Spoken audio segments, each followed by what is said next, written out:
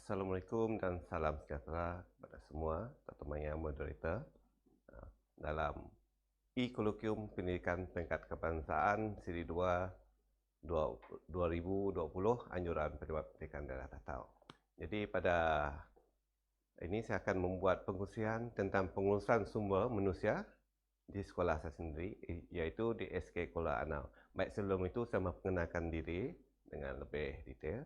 Nama penuh saya Muhammad Nur Fahan bin Abdullah, Guru Besar SK Kuala Anau.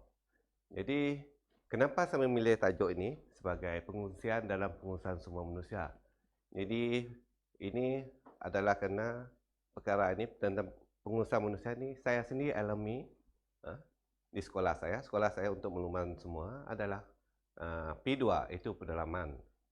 Jadi, untuk mengurus sumber manusia di kawasan pedalaman dengan serba kekurangan, amatlah sukar. Lebih-lebih lagi dalam era yang baru sekarang. Jadi di sini saya nak bercerita, berkongsi sedikit. Sebab hasil dia nanti kita sama-sama tengok. Kenapa saya berani berkongsi tentang pengurusan sumber manusia ni? Sebab hasil dia, kita tengok apa ini.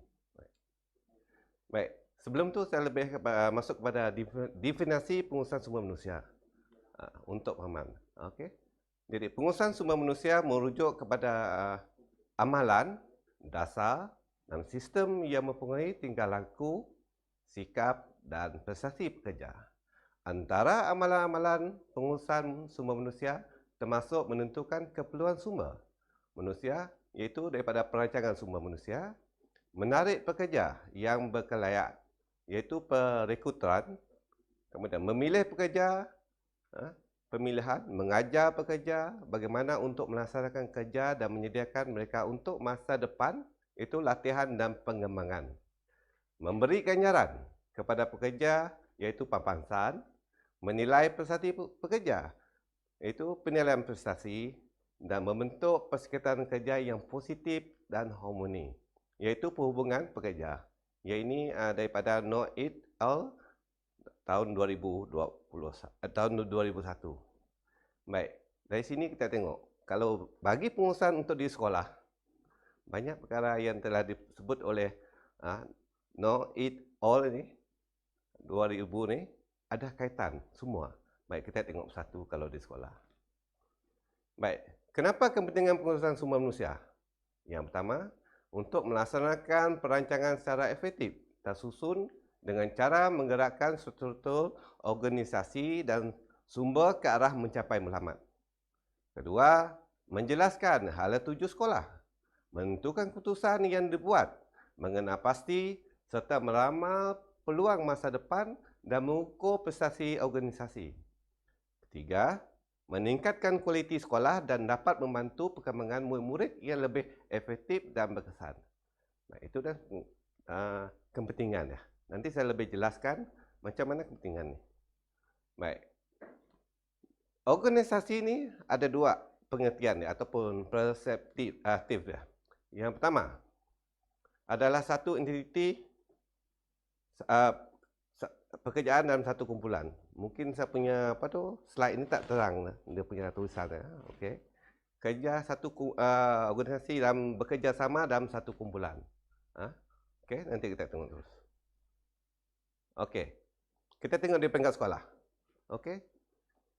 Di sekolah ada organisasi. Itu sebab itu kita di sekolah ada catat organisasi induk, catat organisasi kurikulum, HEM dan KK.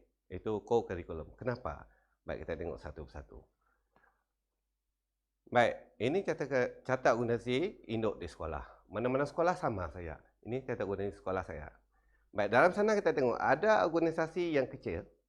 Kemudian dari yang kecil itu ada yang kecil lagi. Yang kita tengok, kalau sekolah ada 3 yang kecil, saya pada itu, iaitu catat organisasi kurikulum, HEM, KK.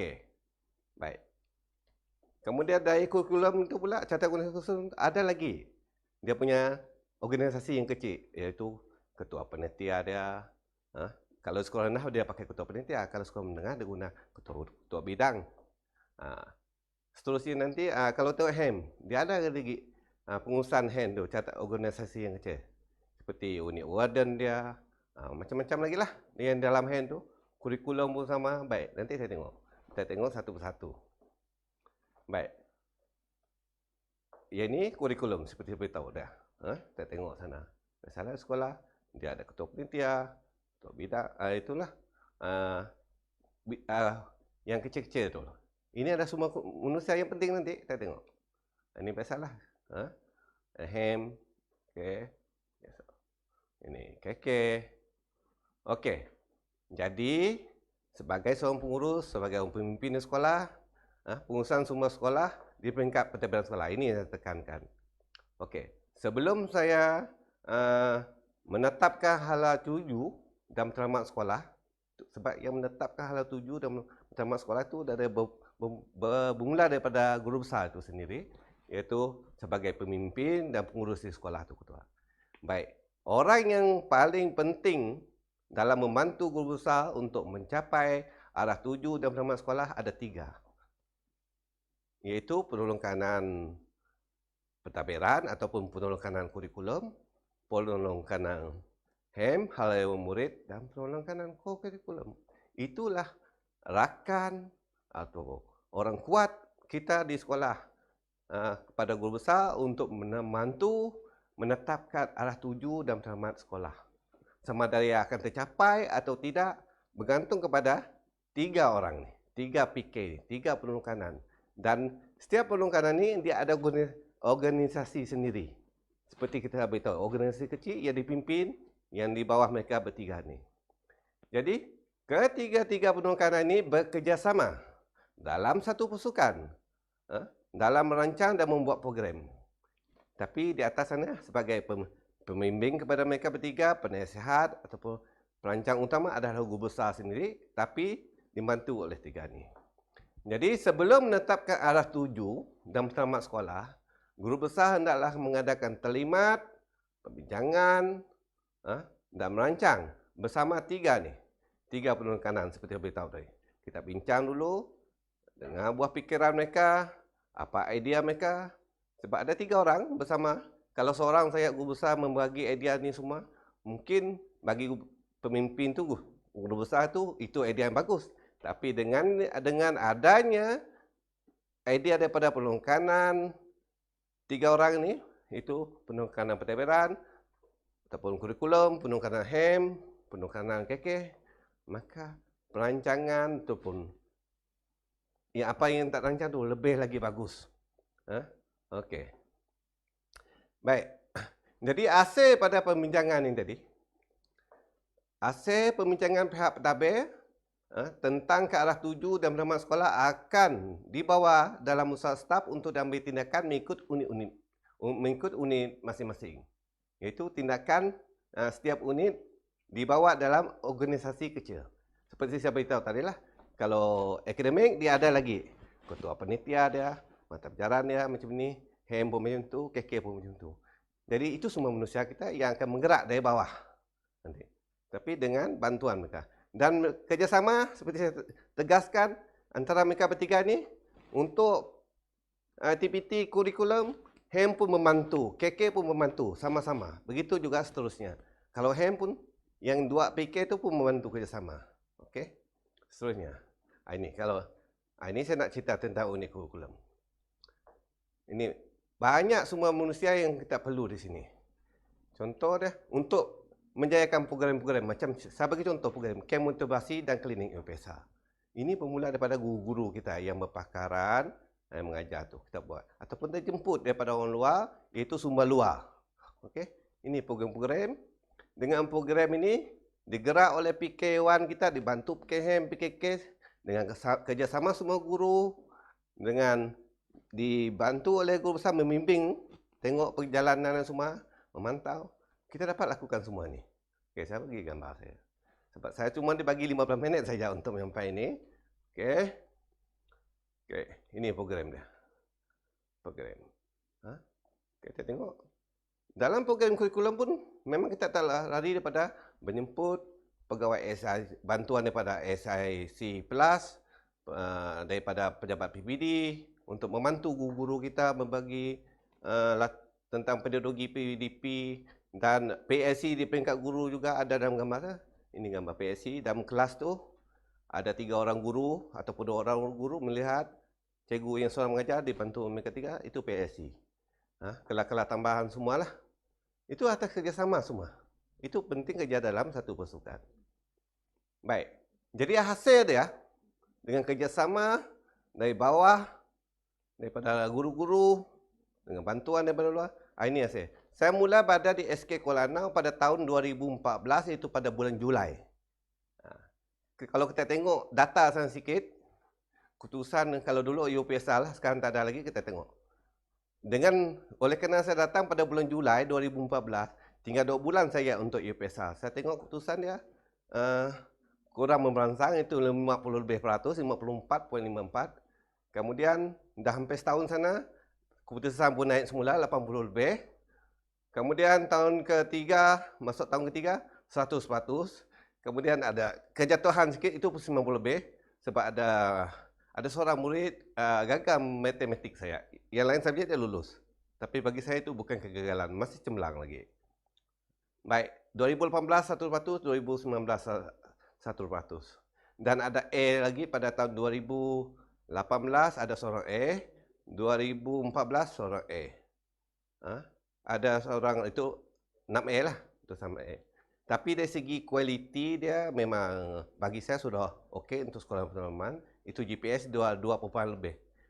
Yang terakhir sekali 2.31. Baik, ini semua boleh tercapai dengan kerjasama dari penolong-penolong kanan, guru-guru, dengan kita memberi latihan, sokongan, bimbingan kepada guru-guru kita untuk capai ini. Jadi ini, okey, itu tentang kurikulum, saya bagi sentuh lagi. Dan pengurusan dalam HEM, kita program dia. Program. Dengan kerjasama guru, ketua wadan, semua PPM, semua kita bimbing mereka, ajak berbincang, apa program semua. Ini saya bagi. Banyak program. Dan menggambar tak tengok. Okey. Baik. Ini program macam cakna kah, membersih kutu, tadi macam tadi gunting rambut. Tengok, cikgu ni belajar tu. Buat dulu, bukan ada kedai salon. Rambut budak tak panjang semua, terpaksa cikgu belajar tu. Saya ajar mereka macam mana cara gunting rambut. Okey, beli peralatan sikit. Kemudian kita ada jemput mereka daripada kesihatan untuk membasmi kutu. Macam banyak lagi ni program-program bersama ibu bapa. Okey, ini saya masuk pada kurikulum.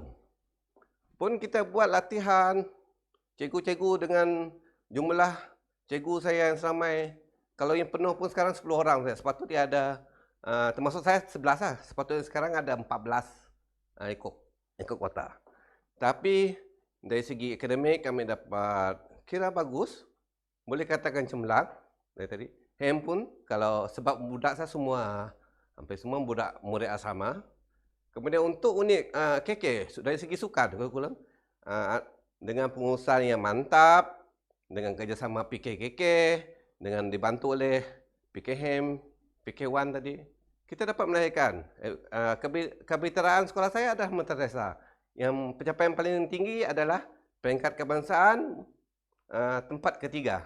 Yang bersama mantan PPD dulu, Encik Muhadi. Mana? Saya dah tengok daripada 3 organisasi ini, itu akademik, HEM, KK, kerjasama, pengurusan manusia yang mantap, daripada pihak pengurusan dan pentadbiran, dapat melahirkan semua macam ini. Selain pada itu, sumber manusia luar, ini saya nak masuk. Ini pencapaian sekolah. Okey, kita tengok sumber organisasi luar. Inilah pengurusan sumber manusia daripada luar. Saya bagi contoh sini. Ibu bapa, ketua masyarakat, pihak ladang, yang berhormat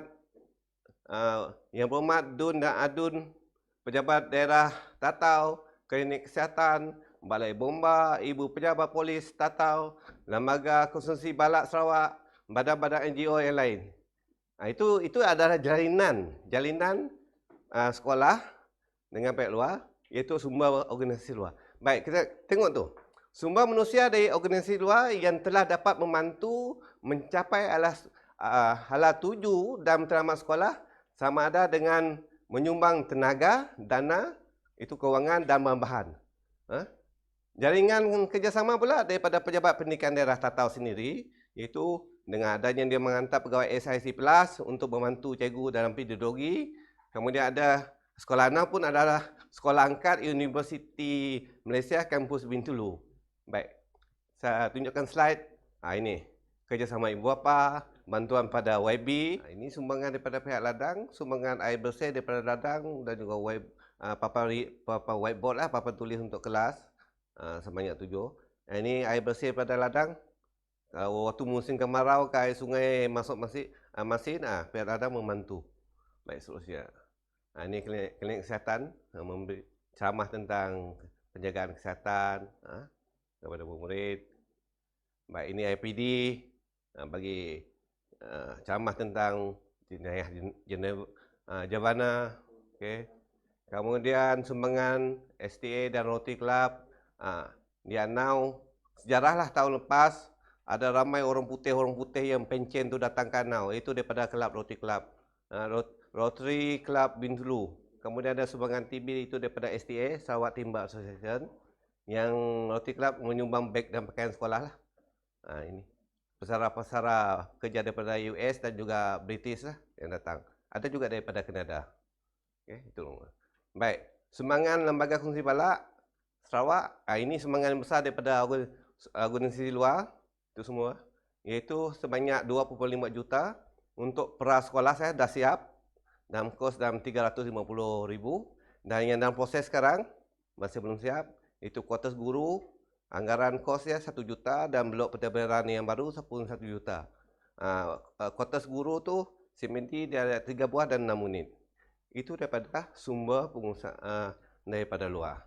Jadi dengan adanya keadaan persekitaran tempat kerja bagus, jadi cikgu-cikgu pun kaki tangan di sekolah anak tu pun kerja pun seronok, bersemangat. Dan untuk makluman, hampir semua guru saya dekat ini yang kecuali yang baru, yang interim tu, sudah menerima anugerah perkhidmatan cemerlang, termasuk saya sendirilah. Dan begitu juga mereka begitu oleh kerana kebajikan mereka ni perlu dijaga, terutamanya guru besar lah, pemimpin di sekolah tu.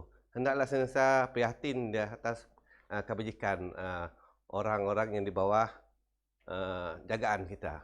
Apa kerja dia. Jadi saya rasa itulah fungsian saya dalam masa yang singkat ni. Cuma sebenarnya kalau lebih nak tahu keadaan sebenar, bolehlah melawat ke sekolah saya di SK Kuala Lumpur. Sekian, terima kasih.